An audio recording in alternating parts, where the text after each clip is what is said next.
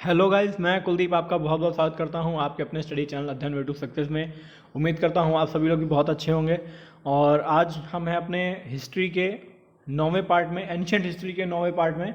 और 8 पार्ट हो चुके हैं। आपने अगर वो वीडियोस ना देखे हों तो आप लोग डिस्क्रिप्शन लिंक में या ऊपर आई बटन पर क्लिक करके आप उन वीडियोस को भी देख सकते हैं। यानी कि 200 क्वेश्चन का हमारा टोटल टारगेट था एंशिएंट हिस्ट्री के, जिसमें से हम 8 पार्ट कर चुके हैं 160 तक, और आज हम 161 से शुरू करेंगे। तो चलते हैं बिना टाइम वेस्ट करते हुए अपने क्वेश्चन पे। और आप लोग अगर चैनल पे पहली बार आए हैं तो चैनल को लाइक करें, शेयर करें और सब्सक्राइब करना ना भूलें। सब्सक्राइब ज़रूर कर लीजिए जिससे कि आपको सारे इसके नोटिफिकेशन आपको मिलते रहेंगे टाइम से। तो चलते हैं पहले क्वेश्चन पे कि सॉरी, बिंदुसार के राज्य में सीरिया का राजदूत कौन था? बिंदुसार के राज्य में डायमाइकस सीरिया का राजदूत था। चलते हैं अगले क्वेश्चन में। सीरिया के राजा एंटियोकस प्रथम ने, थोड़ा सीरिया के राजा एंटियोकस प्रथम ने डायमाइकस राजदूत को बिंदुसार के दरबार में भेजा था। चलते हैं अगले क्वेश्चन पे कि किस शिलालेख में अशोक ने कहा प्रत्येक मनुष्य मेरी संतान है? 5वें, 6वें, 7वें या 8वें? तो ये कहा था उन्होंने 5वें शिलालेख में। 5वें शिलालेख में प्रत्येक मनुष्य को अपनी संतान बताया है। उसमें उसने दासों से किए जाने वाले व्यवहार के बारे में भी बताया है। इसके अलावा इसमें धर्म महामत का भी उल्लेख है। चलते हैं अगले क्वेश्चन पे कि अशोक के किस शिलालेख में 5 समकालीन यूनानी राजाओं का उल्लेख है? तो ये है 9वां शिलालेख। अशोक के 9वें शिलालेख में 5 यूनानी समकालीन राजाओं का उल्लेख है। और इसके अलावा इसमें पांड्य और चोल आदि का भी उल्लेख मिलता है। चलते हैं अगले क्वेश्चन पे कि अशोक के बोधगया और बौद्ध वृक्ष यात्रा का उल्लेख किस शिलालेख में है? तो ये है 8वें शिलालेख में। ये है 8वें शिलालेख में। इसमें बोधगया और बौद्ध वृक्ष का उल्लेख है। चलते हैं अगले क्वेश्चन पे कि अशोक के बौद्ध धर्म अपनाने का उल्लेख किस में है? भाब्रू शिलालेख, कलिंग शिलालेख, तराई शिलालेख या फिर बराबर गुफा अभिलेख? तो ये है भाब्रू शिलालेख। अशोक के भाब्रू शिलालेख में उसके बौद्ध धर्म में परिवर्तन का उल्लेख है। इसमें उसकी धम्म नीति का वर्णन है। चलते हैं अगले क्वेश्चन पे कि मंदिर बनाने की पंचायतन कला का प्रथम नमूना है। मंदिर बनाने की पंचायतन कला का नमूना है दशावतार मंदिर, देवगढ़। पंचायतन कला का प्रथम नमूना देवगढ़ का दशावतार मंदिर है। और यह कब बना था? यह बना था गुप्त काल में। यह गुप्त काल के दौरान इसका निर्माण हुआ था। चलते हैं अगले क्वेश्चन पे कि नष्ट हुआ बौद्ध स्तूप भामल कहाँ है? तो ये है पाकिस्तान। भामर स्तूप के अवशेष पाकिस्तान के हरिपुर में मिलते हैं। यह वहाँ की राष्ट्रीय धरोहर है। इसका निर्माण 4वीं सदी में जो उस टाइम का जो गांधार था वहाँ पे हुआ था, गांधार में हुआ था। चलते हैं अगले क्वेश्चन पे कि गढ़वाल वंश की रानी कुमार देवी ने धर्मचक्र जिन विहार कहाँ कराया? तो ये है ऑप्शन डी सारनाथ। मिसप्रिंट हो गया है थोड़ा सा, सारनाथ। वाराणसी के मंदिरों में 12वीं सदी में धर्मचक्र का जिन विहार का जिक्र है, जिसे गढ़वाल वंश की रानी कुमार देवी ने आयोजित कराया था। और कुमार देवी कौन थी? कुमार देवी कन्नौज के राजा गोविंद चंद्र की पत्नी थी। कहाँ के राजा?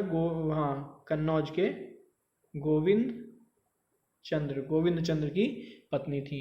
चलते हैं अगले क्वेश्चन पे कि कल्याण को वेंगी से जोड़ने वाले मार्ग का क्या नाम था? तो ये है ऑप्शन ए तगर।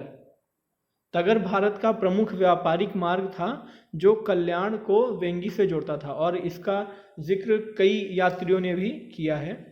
चलते हैं अगले क्वेश्चन पे कि संस्कृत नाटकों में विदूषक कौन होता था? ब्राह्मण, क्षत्रिय, वैश्य या शूद्र? तो ये होता था ब्राह्मण। विदूषक होता था, ब्राह्मण होता था। और संस्कृत नाटकों में विदूषक जो होता था वो एक हास्य पात्र होता था, जो हंसाता था, और वो जाति से ब्राह्मण होता था। वह नाट्य शास्त्र में नायक माना गया है। उसका विश्वास नाटक का नायक होता है। चलते हैं अगले क्वेश्चन पे कि तोरमाण किस जाति का राजा था? तो तोरमाण था हूण राजा था ये। तोरमान हूणों का राजा था, जिसने लगभग 500 ईस्वी में मालवा पर आक्रमण किया था और उसने अफगानिस्तान तक राज्य का विस्तार किया और उसका पुत्र था मिहिरकुल। उसका पुत्र था मिहिरकुल, और मिहिरकुल जो हूणों का राजा था और कट्टर शैव भक्त था। वो हूणों का राजा था और कट्टर शैव भक्त था, और मिहिरकुल को यशोवर्मन ने फिर हराकर हूणों के साम्राज्य का अंत किया था। चलते हैं अगले क्वेश्चन पे कि एलोरा की गुफाएं किस धर्म से हैं? जैन, बौद्ध, हिंदू या हिंदू जैन और बौद्ध? तो ये है ऑप्शन डी, यानी कि ये सभी हिंदू जैन और बौद्ध। एलोरा महाराष्ट्र के औरंगाबाद में है। एलोरा महाराष्ट्र के औरंगाबाद में है। यह है राष्ट्रकूट राजाओं ने बनवाए थे। यहाँ 34 गुफाएं हैं। यहाँ पे 34 गुफाएं हैं, जिनमें 12 बौद्ध की हैं, 17 हिंदू हैं और 5 जैन धर्म से संबंधित हैं। 12, 17 और 5। चलते हैं अगले क्वेश्चन में कि भारत में बैंक का प्रथम साक्ष्य कहाँ से मिलता है? तो ये है ऑप्शन डी, वैदिक काल। भारत में बैंकिंग के प्रथम साक्ष्य वैदिक काल में मिलता है। उन दिनों लोन ऋण पत्रों के रूप में और ब्याज सूदखोरी के रूप में मिलता था। चलते हैं अगले क्वेश्चन पे कि भारतीय प्रागैतिहासिक काल के इतिहास का पिता किसे कहा जाता है? तो ऑप्शन देखते हैं, William Jones, Max Muller, Robert Bruce Foote, sir John Marshall. तो ये है option C, Robert Bruce Foote. चलते हैं अगले क्वेश्चन पे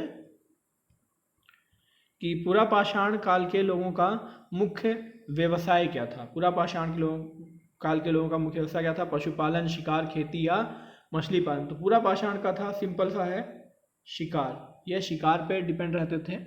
इनका मुख्य व्यवसाय शिकार था, क्योंकि तब मानव शिकार करके और फिर कंदमूल फल खा के ही अपना पेट भरा करता था। चलते हैं अगले क्वेश्चन पे कि राखलदास बनर्जी ने किस स्थल की खोज की? तो राखलदास बनर्जी ने खोज की मोहनजोदड़ो की।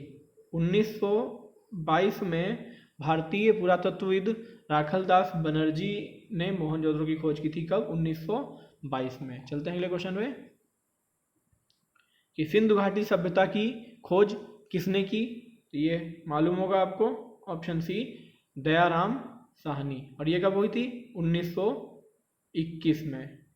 ये भी पुरातत्वविद थे, दयाराम साहनी, जिन्होंने सिंधु घाटी सभ्यता की खोज की थी। चलते हैं अगले क्वेश्चन पे कि मोंटोगोमरी पाकिस्तान में कौन सा सिंधु घाटी सभ्यता स्थल है? मोंटोगोमरी, ये है हड़प्पा। पाकिस्तान, ये मोंटोगोमरी कहाँ पर है? पाकिस्तान में है, पाकिस्तान के पंजाब क्षेत्र में है, पंजाब में, और यहाँ हड़प्पा स्थल है। चलते हैं अगले क्वेश्चन पे कि सिंधु घाटी सभ्यता में महान स्नानागार कहाँ से प्राप्त हुआ? तो महान स्नानागार ये प्राप्त हुआ है मोहनजोदड़ो से। महान स्नानागार मोहनजोदड़ो से प्राप्त हुआ, जो 11.88 मीटर लंबा और 7.01 मीटर चौड़ा तथा 2.43 मीटर ऊंचा है। चलते हैं अपने अगले क्वेश्चन पे और अपने आखिरी क्वेश्चन पे कि गुफ कराल नामक नवपाषाण स्थल किस प्रदेश में है? तो ये है ऑप्शन ए, जम्मू कश्मीर। गुफ कराल जम्मू कश्मीर में है। यह नवपाषाण कालीन स्थल है। यहाँ से गेहूँ, जौ और मसूर, अरहर के और जले अन्न के कण प्राप्त हुए हैं। तो गाइस, कैसा लगा वीडियो? उम्मीद करता हूँ अच्छा लगा होगा। अगर आप वीडियो अच्छा लगा है, आपका कोई सजेशन है, कोई एडवाइस है, तो आप कमेंट बॉक्स में ज़रूर हमें बताएं। और इसी के साथ चलते हैं और मिलते हैं अगले वीडियो में। Thank you guys.